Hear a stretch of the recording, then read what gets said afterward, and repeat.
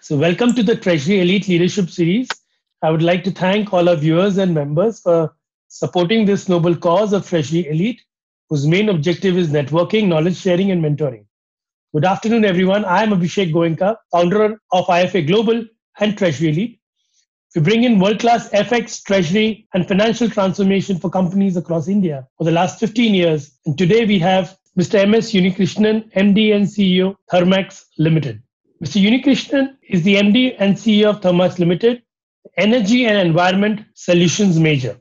He is passionate advocate of sustainable ecosystem of innovation and technology for national resurgence. He chairs the CII National Committee of Industrial Relations and is a member of Development Council constituted by the Ministry of Heavy Industries, Government of India. He is a member of ACIT Jury Committee for Annual Ranking of Technological and Management Institutes of the country, and he is also the co-chair of the Apex Council to implement the Prime Minister's Fellowship Scheme for Doctoral Research. He has been honored with the Asia Innovator Award at the CNBC Asia Business Leaders Award 2012. Recognizing his contribution to the field of mechanical engineering, the Institution of Engineers has felicitated him as the eminent engineering personality in 2016. Mr. Unikrishnan is known for his strategic and human relation skills and is a champion of green technologies. He graduated in mechanical engineering from VNIT Nagpur in 1982 and has completed his advanced management program from Harvard Business School, USA. Welcome, Mr. Unikrishnan. How are you doing today, sir? All fine. Thanks a lot, Abhishek. It is a very, very long introduction, not really needed. I'm a very, very ordinary, normal human being, learning by the day, learning from everybody, including you. So everything is fine. It's a good day. Glad to have you today as a part of Treasury Elite Leadership Series. In the next 35 minutes, we would love to learn from your experiences. So, my first question to you, sir, is that you have had a very interesting journey across various roles over the last many years. We would love to know three major learnings that you learned over the last many years. First and foremost, the earliest part of my career, when I was a trainee itself, one of the foremost technology advisors of Thermax, when I tried to impress him with my knowledge about technology, told me only we don't make any of the products or technologies that we are doing in our company. What we make in Thermax is rupee ana paisa. It's the first learning I had as a trainee engineer 38 years back. So, which I continue to be understanding. Second learning, belonging to a country which, in my opinion, is still poor and will take a lot more time to take a majority of the population out of poverty. I do very strongly believe creation of wealth is not a crime. And unless you create wealth, what you can distribute is only poverty. So that's a line to be taken in. Second message or learning that I had. And third is possibly for life. Let me say that way. That if you do not make your destiny, what you will be left with is the fate. Correct. Okay, So the rightly three said. learning which I had been following as a part of me. So rightly said. So rightly said. Yeah. Sir, so I talked to a lot of these CEOs, entrepreneurs across India, across the world. And one common thread, which I see with a lot of people and global CEOs, is that after a certain stage, it is not for the money. I would like to ask you one single biggest reason for you to get out of bed every morning and get yourself to work. What is it that drives you today? Well, anybody who's playing the role of leading an organization, means designation be vice president, president, CEO, managing director, family promoter, anybody who leads an organization has got to be little more than normal. Very ordinary normal people will not be able to lead organization and drive it ahead. To create that, you need to have that super normal, let me call super normal kind of a thing, which may not be a normality, a fanatism within you, a craze within you to advance in an area which you already chosen. So your adrenaline will start pumping at 3:40 in the morning, whether you like it or not. You may lie down on the bed. The brain is already given the neurotic energy, and you start getting onto that. There is no way you can be lying on like a normal human being, and it will automatically drive you up. Why? The scientific answer for that is you cannot switch yourself off. Physically, you are switched off because it's tired, so you have to rejuvenate your part of the body. Mentally, you switch off some parts of it which are needed for n number of other aspects, but the company-related one, some of them are still under processing. So that is the one which will start driving you. So it is scientifically proven that if you are really leading an organization, occupying a chair and then managing an organization is different. There is a hell of a lot of difference between managing an organization and leading an organization. But that manager of the organization, well, certainly, I mean, you can sleep up to 11 o'clock in the morning. But if you truly lead, you will get up. It will take you to the office, to the site, to wherever customer, anybody, wherever it is. This is my answer. Correct. So you have witnessed various turnarounds and have been closely associated with working with global consultants like BCG, McKinsey, etc. Can you take us from one of the turnaround journeys that you witnessed, and what is your crisis mantra? See, the main one where I have learned a lot is year 2000, when Thermax reported the first ever losses, and Anu decided to bring in Boston Consulting to help us. And they wanted somebody who's spent not too many number of years in the company in the recent past, but should be a minimum SBO head or a business leader. And so in that, I got chosen as a program leader to work with Boston Consulting. So that is a turnaround really where we really had to do that. And it was a very, very hard job, if you really ask me, because it's more of a mental work. A set of partners of BCG and the promoters of Thermax, and a couple of us who were progressive in thinking related to an outside-in perspective, what we need to do, a turnaround strategy to be made in that. And we recognized that we were into too many areas of business, which is not really manageable. We had an electronics business, water business, instrumentation business, a finance company, NBFC, we were an NBFC also. We had a software business. And we also had at the core of the company, the engineering business. So took a decision that point of time that we will remain with our core business of energy environment and closing the rest of it. And that decision, I mean, it is not mine. I'm talking about the real person who took that decision is Mrs. Anu Anga, who was that time the chairperson of the organization, to give up what her husband started, many of them with passion, but he's gone. So the passion of the organization was revolving around the core energy environment, where we had our mind. We knew what to do with that. Rest of them, we were trying it out, bleeding the organization. That decision was taken by the board, by Anu.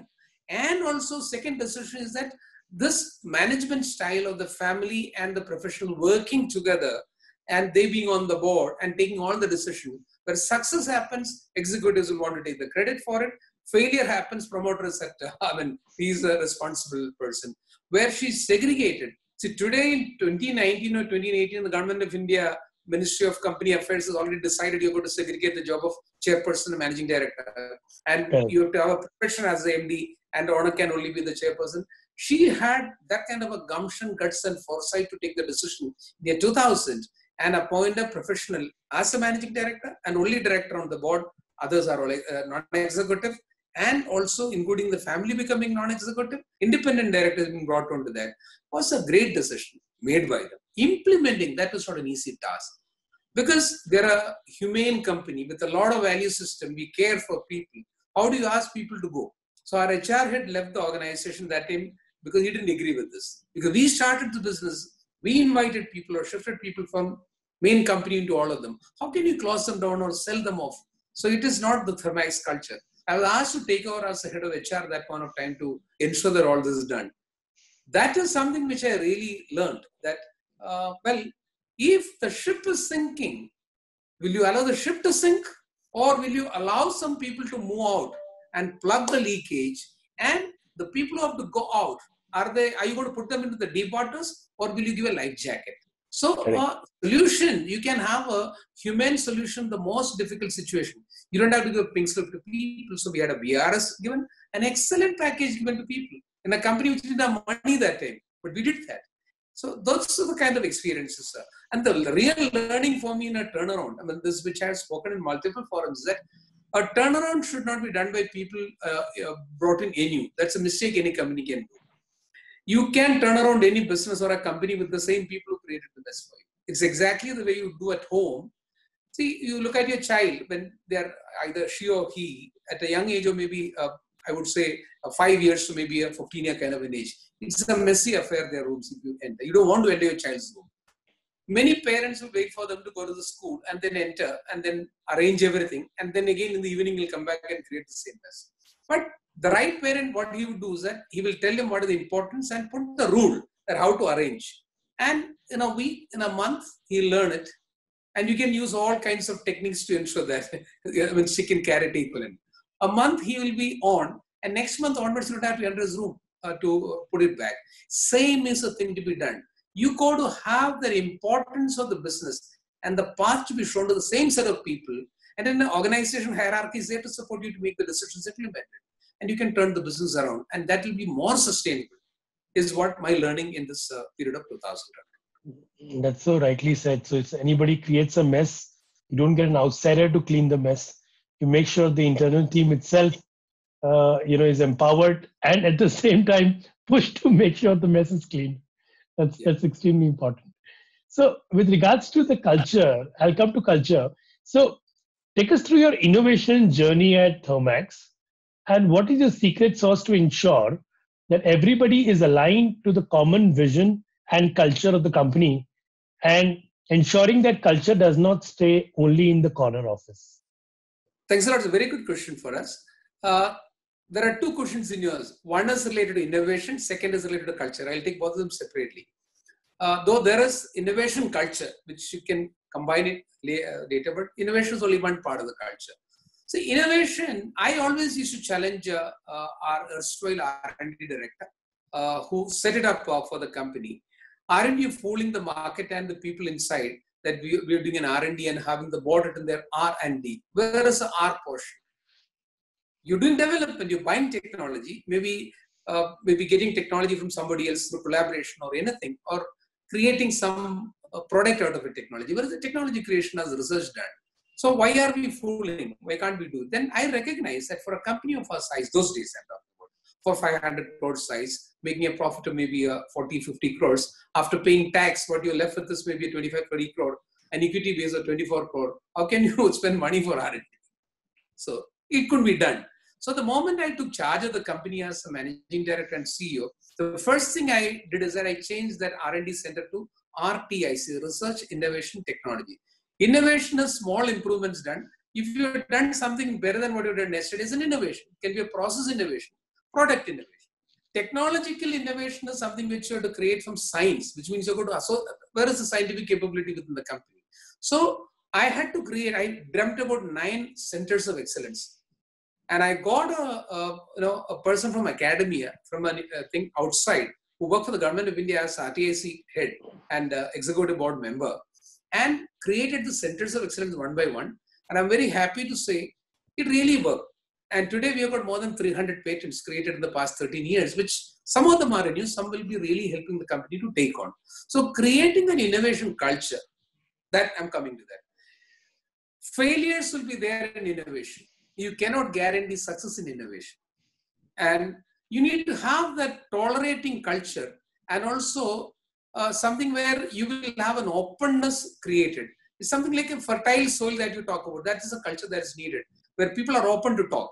And the people don't have a fear to expose themselves and give an opinion to do something and bring it and say that this is what it is. Like it may be a stupid thing also. So that to be retained in the organization of an openness is what is needed for innovation. But research, let me clarify to you, in the engineering field that we are in, no Indian company is able to do fundamental research. We need science. Which company has got science currently in the country? So you could have an ability to co-create technology by having research done in the academic institutions like IITs, NITs, government laboratories, international laboratories in Germany, in America, which we do. So it's a co-creation. You define what you want, cut into pieces, and they have the scientific capability to create the technology for you. That's again a networking co-research that. So which is what we have succeeded in innovation portion. Culture, if you really want to talk about as an organization, I believe every organization has got their own culture. Good or bad is something which people talk about. And in my opinion, there's nothing good, nothing bad. All cultures are good for that company. So you aspire to be in an ecosystem of human beings, conglomeration. What do you want in that is what defines a culture. So you should be comfortable as a leader and a set of leaders, and it percolates down. It's not corner room as you mentioned about. It's a way of life for the organization. The way you dress, the way you talk, the way you care, the way you talk, a number of things, the way you conduct yourself, and what you do with the money, how will you deal with failures, successes, all that is all put together as a culture. So same way you have a culture at home, within your family, which you imbibe right from beginning. Any entrant in the company, from bottom as a trainee to a lateral entrant coming at managerial level, will get adopted. If they can't agglomerate with that, they will leave the company. So, but the culture will remain. But other very important thing, Abhishek, about culture is values remaining constant. Culture has got to keep in tune with the changing times. Otherwise, we'll become obsolete as a culture also. So, how advanced is your thinking? You can decide what you want to be at the cutting edge of a culture where everybody will wear half pants and chappal and come to the office. I mean, that's your decision to be made. But what are the core things that you value in that? So values will remain the same. For example, you won't pay bribe. It's a value. You will never shout at somebody. It's a value. You will care for environment. It's a value. You will care for the society. It's a value. So those are values, whether it happened 100 years back when you started the company or another 100 years when your third generation is going to be running the company. This is something which values remaining constant. Culture has got to attune yourself with the change that is happening around. That's about my understanding on innovation and culture of organization. That's a very, very interesting points that you made across the difference between values and culture. I think a lot of people get confused with this. And what you rightly said, that culture needs to evolve along with the changing times. Otherwise, you become obsolete. And values are hard things written on a rock, which you cannot delete. I mean, you should not delete. It comes from the top with generations and generations. So I can very well connect with what you're saying. Sir, we discussed on innovation, we discussed on values. Over a period of time, Thermax has also evolved as a brand. What is your brand philosophy? Well, very simple. We are a B2B organization. The brand for a B2B, B2commerce and B2C, the way to be looked at should be different. Normally, a brand is a promise. When you see that symbol, logo, color, the depiction, it evokes something in the back of your brain, middle of brain, automatically. So how it is created is different for these three different sectors. There is a lot of marketing and a pull factor created on various advertising to equivalent to promises on B2C. Whereas B2B, it's not a promise, it's a delivery. So somebody buys my boiler as a business, and it is not gotten over in maybe 1 day, 1 year, not like an ice cream eaten, forgotten equivalent. No, this boiler will work for minimum 25 years, many of them 30, 35 years. And that brand is created across 35 years. You can't create a brand in B2B in 1 year, 2 years, 5 years. And you don't have to advertise. Even if you advertise, it is very dangerous because your promise has got to be lived not for 1 day, 1 year, for 35 years. So you build it across the time. So today I would rate my value like this only, that we do a customer service and customer satisfaction survey every 2 years. And then there are various facets, which what we looked at maybe 10 years back is not what I will do current year. Every time when you do that, you revise the questions because like culture, as you mentioned about, demands of customers keep changing. I'm in tune with that. And I get a feedback from that. And I ensure that I fulfill the promise which I've given to him and what he's desiring today. So if I'm able to at least come closer to his expectation, it's almost like a unwritten or written contract. So in terms of the quality of the product that I deliver, the longevity of that, serviceability, promptness, and the honesty factor of the organization. There are multiple factors which are, if I have to subdivide into that, It's the way the brand. So what is Thermax as a brand? In my understanding for the market, a dependability. Absolutely dependable organization, dependable product, dependable people. Second, in technology, never a compromise. No compromise. There are orders that we make money, there are orders where we lose money also. But to suit that price that I got, I don't suit a product. It is the same. So that is a trust and belief. We never run away from a customer even in the worst of the situation. Whether he is losing money because of which he got into difficulty, I got AR with him. No, sorry. When he is ready, I'll go back. I'm not the kind of person or a company that then go and ask for more money because the time has passed. By delivering to him in a difficult situation, being with him, there is one company, I will not name them, a chemical organization, family-run company, middle size, less than triple-digit crores company. I'm doing operation maintenance with that company for the past maybe 10 years of the power plant and the boiler spread bias. He's never paid me on time, and always accumulation goes to 7 to 8 months. But we have never left him over. So he doesn't go to anybody else when the new product is to be bought. Everything is from me only. Now, if I have to rate them, it is not that they don't have money. They are not managing their finances well. So when they get into a problem, they'll tell, okay, this month we won't pay, next month. My instruction to my people is, he's a genuine person. He doesn't want to cheat you. He is unable to manage it. But he's paying. Let's continue with that. That's the way. So you build a brand that way. It takes a long time in engineering to build a brand. We are in the 54th year of our operations as an organization.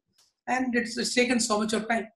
And it will be very, but to break this brand, the leadership should be very clear about the fact that what is the board owned in this kind of Thermax kind of a company or the family owned? The brand. Fundamentally, the values come from the promoter family, Aga family to Padamji family, Meher and their team. They won't compromise. The executive management will not compromise. And then the people below. Because at the end of the day, she won't deal with the customer. Maybe once in a while, rarely. I won't deal with all my customers. I got maybe 31,000, 32,000 in India alone. Some similar number outside India also. It won't be practical.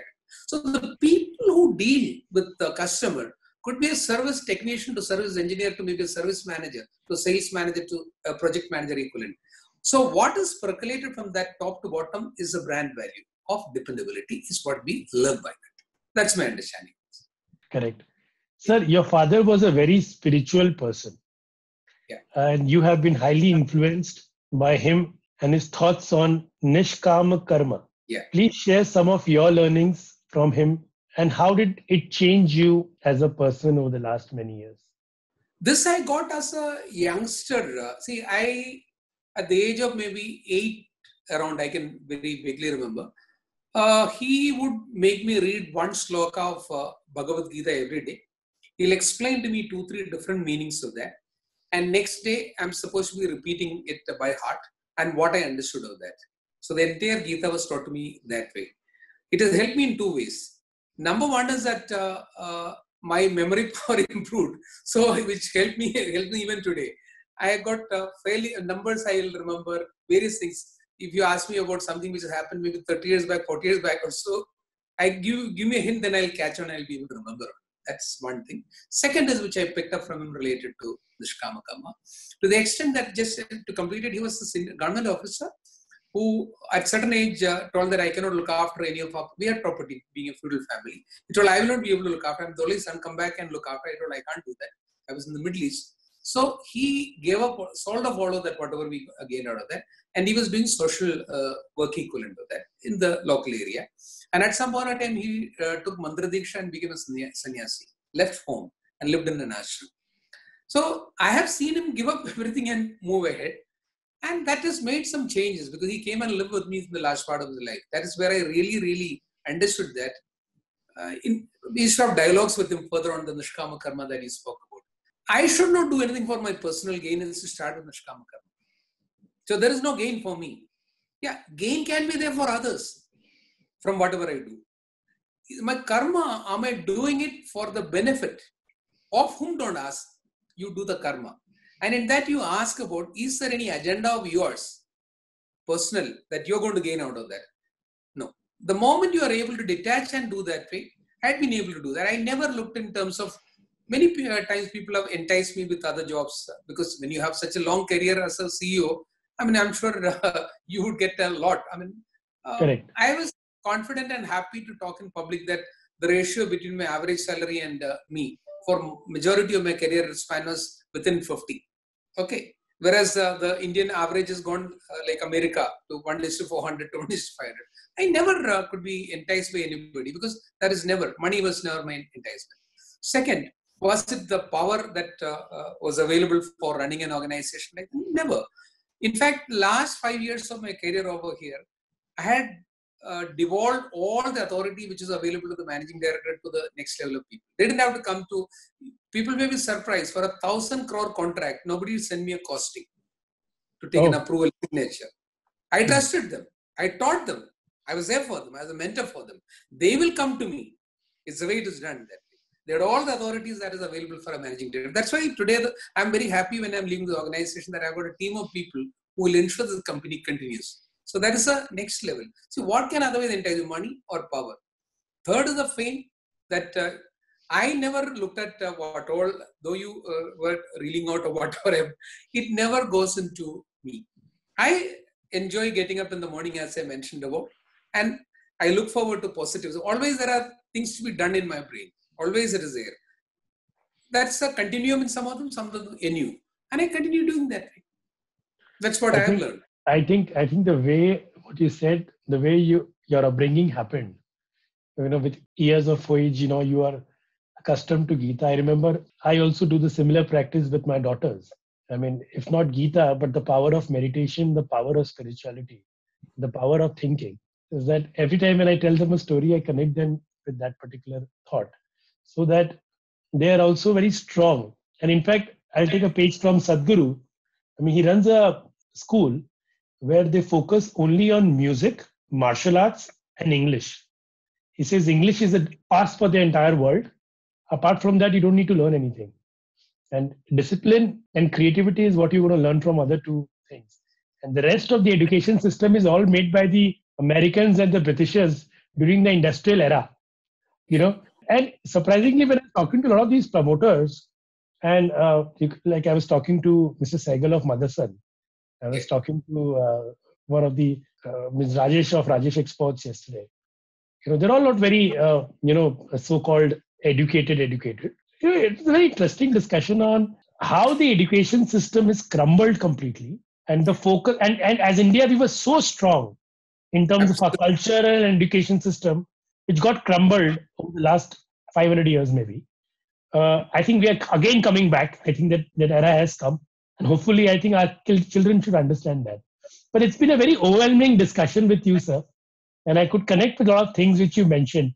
So I want to ask you this last question is that you have had a pretty long journey. And what is that one or two messages that you would like to give leadership professionals, people who are 15 years, 20 years in their career, how they should be investing their time? And when you hire someone, what are the top three things that you look at when you get people on board? In my opinion, in every human being, the way I look at point number one is, does he have potential? You measure that in terms of not with a yardstick. While dialoguing, you'll be able to understand whether he's able to climb in thinking about what he's doing currently. I have never recruited people in my understanding for at least senior positions based on what they've done in the past. They got the position because we pick normally from decent enough, large enough companies. They have better systems than maybe Thermax in their companies. But if somebody was already a general manager or a vice president in a company or a senior manager in a company, that means that he's capable of doing his job. I'm not recruiting him for that alone. That in any case will come and do. But will he do something better in our organization? So potential is the first thing. So how to have a potential in you? Every human being has got a potential. This is my belief. In fact, since you mentioned Sadhguru, Sadhguru's Insight program, I'm one of the associates for the past 8 years. I do go to the ashram every year for a week. I do the Shambhavi Kriya on a daily, every day in the morning. I'm put together so that to give you backwards on that, give you an information. So coming back to that, I believe human being is not only a resource, the potential is there, and a lot of possibilities are there in the human being. So I look at that. So you should, how to enhance it is that. See, what depreciates you in you because you're an asset of the company. Every asset in the balance sheet is depreciated by X percentage year over year. But we are not depreciating the human brain.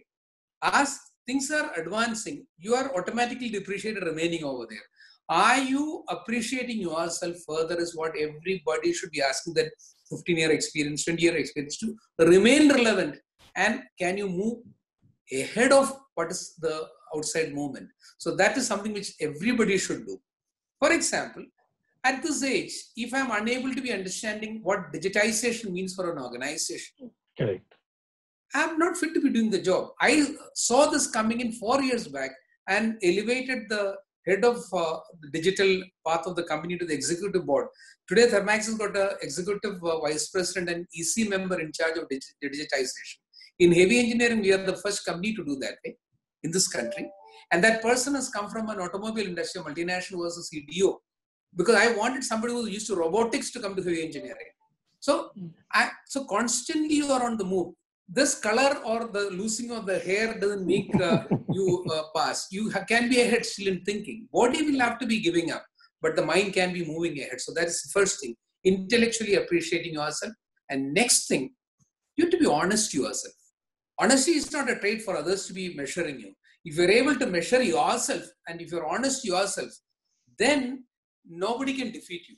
That is where the sense of conviction will happen and you'll be able to move ahead. You'll be able to convince people and your path will always be clear. Because you will understand your own weaknesses, your strengths, you can work on your own weaknesses. Somebody else doesn't have to point it out. You know it.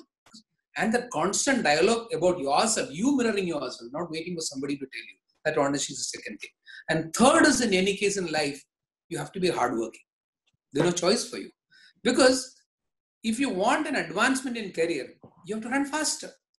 And there's no other choice for you. Expecting things will happen on its own, no, it won't happen that way. You have to be hardworking. These are the three main factors in my opinion. Rest all will be so potential, honesty yourself, and hard work. And hard work is the most important thing, what I feel, which is common across. Yes, people do compare it that even a low price wage worker does a hard worker and he doesn't grow in life. But I somehow feel that, yes, there is no substitute to hard work.